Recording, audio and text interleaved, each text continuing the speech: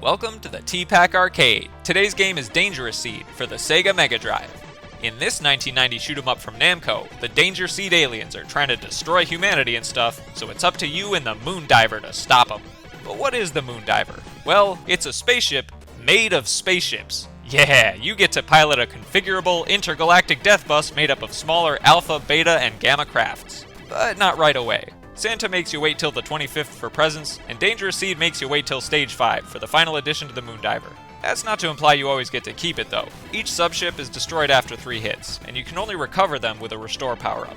The other upgrades are speed boosts, health pickups, some of the most caffeinated satellite options I've ever seen in a shoot-'em-up. Unfortunately, their hyperactivity is short-lived because they blow up after taking too much damage, extra bombs, and all-in-one cannon boosts. These are the icons with the letter P that flash different colors for whichever weapon you want to upgrade.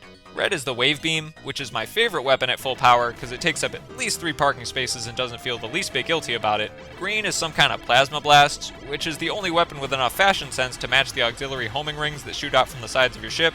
And blue is the Laser, which nobody likes because it only takes up 1/7 of a parking space and pretends that's acceptable as a weapon of mass destruction.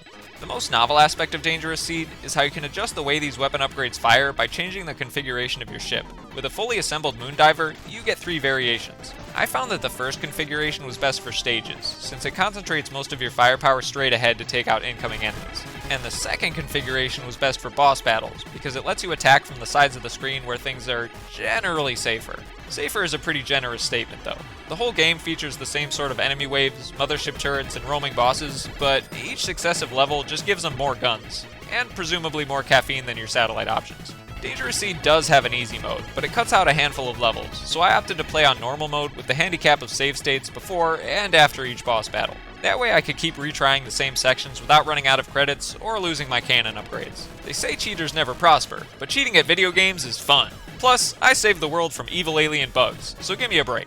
Which brings me to the aesthetics of Dangerous Seed. All the enemies are cyborg bugs and crustaceans, like spiders and moths and crabs and stuff, which is awesome, because regular bugs are gross, but robot bugs are dope. Especially when they're rendered in such great, colorful sprite art and set against cool psychedelic sci-fi backgrounds. Namco has never let me down with their graphics, or their music and sound design. I'm particularly fond of how the designers made your cannon silent until its bullets actually make contact with an enemy. Keeps the whole soundscape less cluttered and harsh, especially by Mega Drive standards. My favorite part of Dangerous Seed is the brief stage length. 12 levels is generally way too long for a shoot-'em-up, but when they're all bite-sized, it evens out.